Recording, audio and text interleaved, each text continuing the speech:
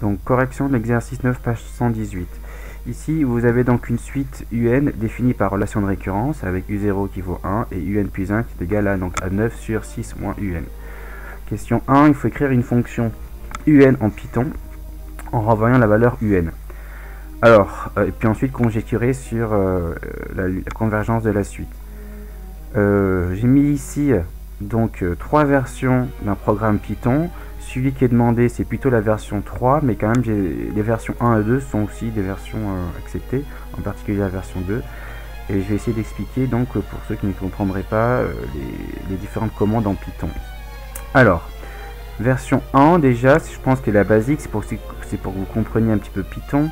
Donc ici, le terme U0 est égal à 1. Donc si vous voulez, je prends une variable U, je lui affecte la valeur 1. Donc ça c'est mon U0 si vous voulez.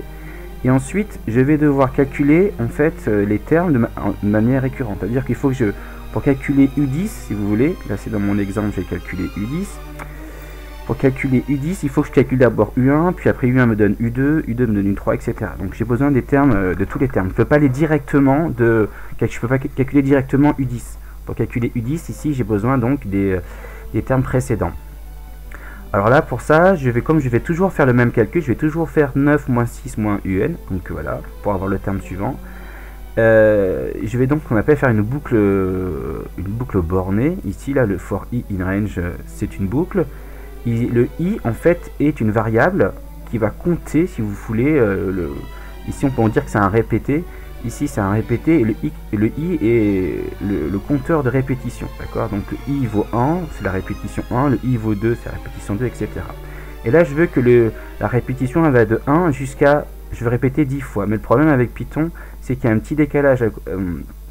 Donc il faudra donc, si je veux, il va s'arrêter lui à 9. Si je mets de 1 à 10, il va s'arrêter à 9.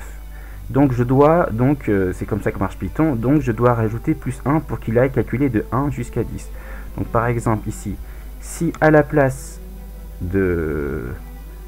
j'avais écrit tout simplement 10, vous voyez, là je mets run. Vous voyez là, dans ma version 1, ici, vous voyez le terme il va s'arrêter à U9. Vous voyez, il va de 1 jusqu'à 9. Donc si je veux qu'il aille jusqu'à 10, je suis obligé de rajouter le plus 1. D'accord, donc je fais comme ça et je mets run ici. Au passage, je viens d'y penser. Donc, vous voyez là mon programme Python que vous voyez. J'ai utilisé donc un Python en ligne, donc inutile de l'installer sur un ordinateur. Donc là, j'ai utilisé donc Python en ligne. J'ai mis, je peux partager ce programme. Il y a un lien parce que j'ai créé un compte sur ce site et je vous ferai en description. Vous avez donc le lien de ce programme si vous voulez vous amuser à changer les valeurs. Pour essayer de comprendre. Donc maintenant, si je reviens ici, donc le i c'est la variable pour compter, donc le nombre de répétitions. Donc là je l'ai fait afficher pour que vous voyez que le nombre de répétitions. Donc là j'ai ma première répétition, ma deuxième, ma troisième, etc. Et à chaque fois je calcule en fait le terme suivant. Donc ensuite, print ça affiche au passage. Je rappelle que print c'est afficher. Là j'affiche la valeur de la variable, je fais le calcul. Et ensuite, là, j'affiche, attention, quand je mets des guillemets autour d'une lettre, par exemple, ça veut dire que j'affiche pas la valeur de la variable, mais j'affiche simplement le caractère U. Là, j'affiche U, entre guillemets. Là, par contre, j'affiche la valeur de la variable I, donc combien elle vaut. Là, j'affiche le symbole égal. Et là, vous voyez la différence entre U entre guillemets et sans guillemets. Là, j'affiche la valeur de la variable U. Donc, au final, lors de ma première répétition, j'affiche U, j'affiche la variable I qui vaut 1, j'affiche égal et j'affiche la valeur de la variable U à ce moment-là. Donc ça j'ai marqué U1 égale 1,8. Ça c'est ma première répétition. Je refais la même chose une deuxième fois. Cette fois-ci I il vaut plus 1 mais 2 puisque je suis à ma deuxième répétition. Et ainsi de suite. Je fais ça. Donc ce qui est important c'est le for i in range. Là, il y a un 2 points. Et vous pouvez voir qu'il y a un petit décalage là. C'est que tout ce qui est décalé fait partie de la répétition, est dans la répétition. Donc ça c'est la version 1. La version 2, c'est la plus courante d'utiliser. Là c'était pour vous montrer le compteur i, d'accord, du for i in range. Ici dans la version 2, donc j'ai mis U1 égale 1, U0 égale 1, c'est-à-dire U égale 1, pardon. Et ensuite le for i in range, donc je vais répéter 10 fois, donc je vais de 1 jusqu'à 10 plus 1, ça c'est important. Et je fais les calculs, donc là je vais calculer U1, après je calcule U2, enfin je calcule d'abord U2, après U3, etc. U1 déjà je calcule d'abord U1, pardon. après U2, etc.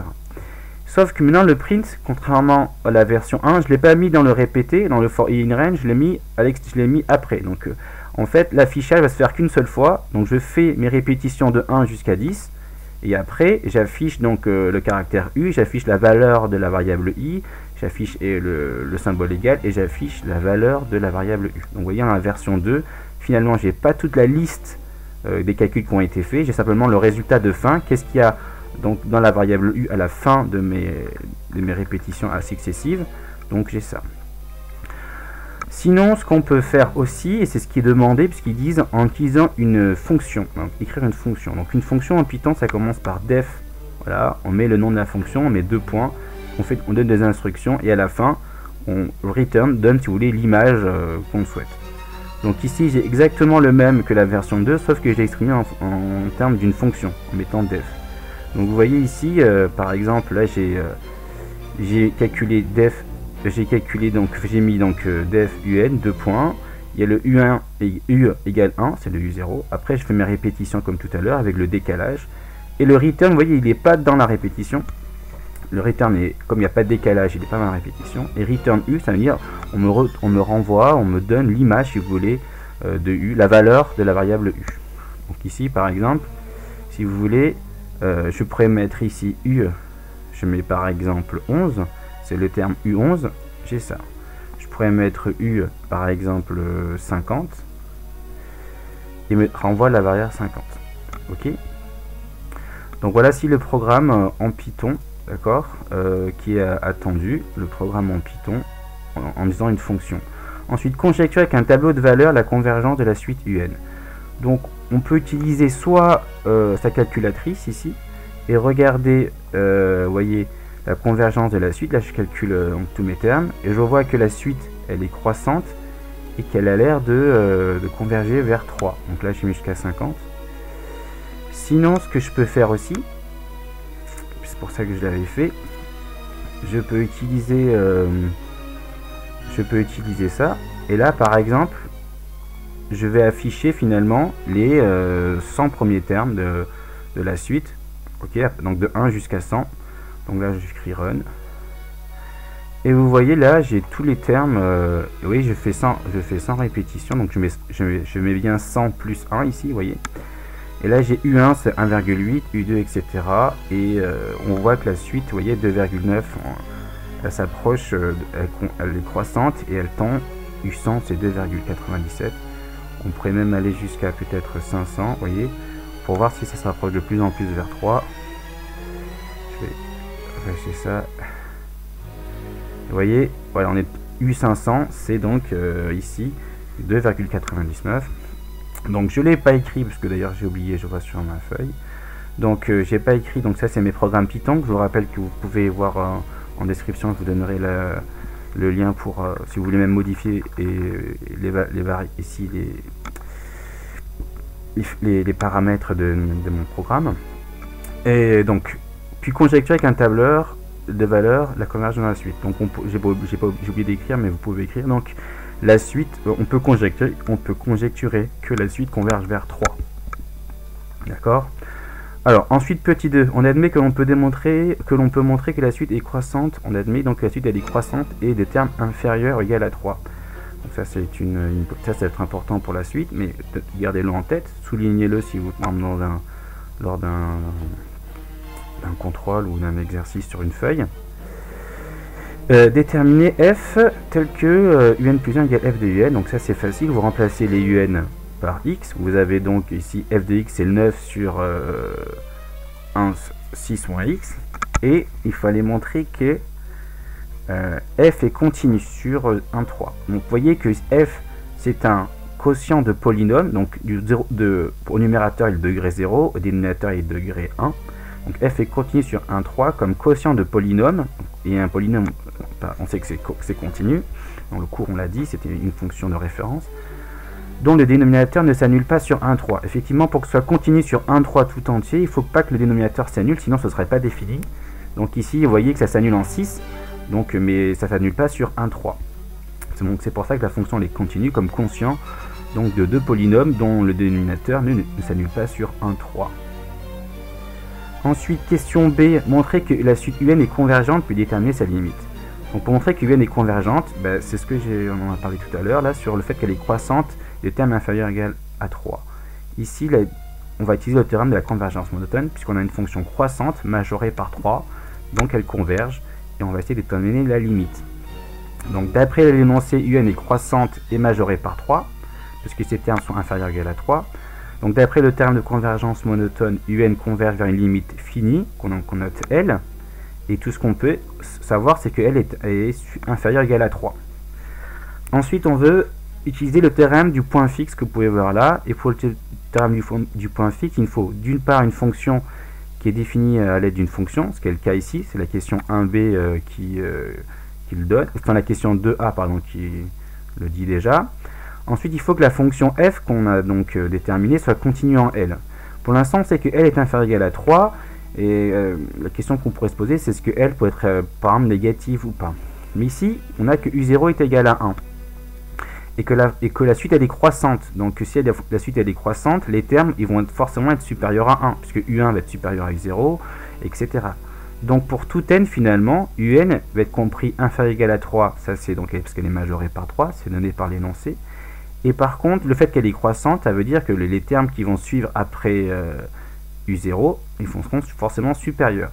Donc au final, vu que U0 ça vaut 1, et qu'au maximum les termes ils sont inférieurs ou égal à 3, donc la limite petit l appartient à l'intervalle 1,3. Et comme f est continu en 1,3, donc f est continu en L tout court. Donc on a besoin de cet argument de continuité pour utiliser le théorème du point fixe. Donc on a une suite définie par une fonction f, et une suite qui converge vers L, et la fonction est continue en L. On ne la connaît pas la valeur L, mais on sait juste qu'elle est localisée dans l'intervalle 1,3. Donc d'après le théorème du point fixe, on a donc cette relation là, f de L est égal à L. Et une fois qu'on a ça, donc on obtient une équation d'inconnu L, et on va déterminer la valeur de L. Donc on l'a déjà fait précédemment, donc là on doit résoudre l'équation 9 sur 6 moins L est égal à L. Je rappelle qu'on peut donc utiliser ce qu'on appelle le théorème, l'égalité des produits en croix, d'accord. Donc là je mets sur 1, et je peux dire que ça fois ça, donc en croisé, est égal à 9 fois 1. Donc on n'oublie pas, attention les parenthèses, donc ici que 6 fois L, L fois 6 moins L, c'est égal à 9 fois 1, c'est égal à 9. Ensuite, on peut développer, on a donc bien une équation du second degré, parce que donc des inconnus L, et donc on va tout ramener, il faut que ce soit égal à 0 pour pouvoir utiliser le discriminant, d'accord. Donc là je mets tout à gauche, donc ça me fait moins L au carré plus 6L moins 9 égale 0. Je calcule le delta, il vaut 0, et comme il vaut 0, il n'y a qu'une seule solution réelle, donc au passage racine de delta, c'est racine de 0, ça vaut 0, donc on fait forcément moins b sur 2a. Bon, là je mets plus d'état, c'est que ça change rien, et donc on trouve 3, et donc la suite elle converge vers 3.